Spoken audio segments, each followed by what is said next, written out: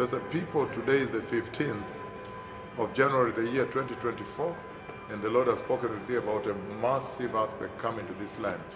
Very, very severe judgment of God coming because of idol worship in this land. And so the Lord is asking that the whole nation repent and return to Jesus Christ of Nazareth as personal Savior, because He is coming. But I've seen very severe judgment coming to this land.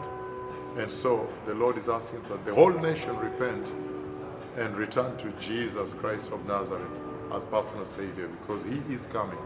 Now, I've seen a very massive earthquake coming, and that earthquake demolishes a bridge road, such that there's only one pillar left, a roundish pillar, and a smaller bit of it.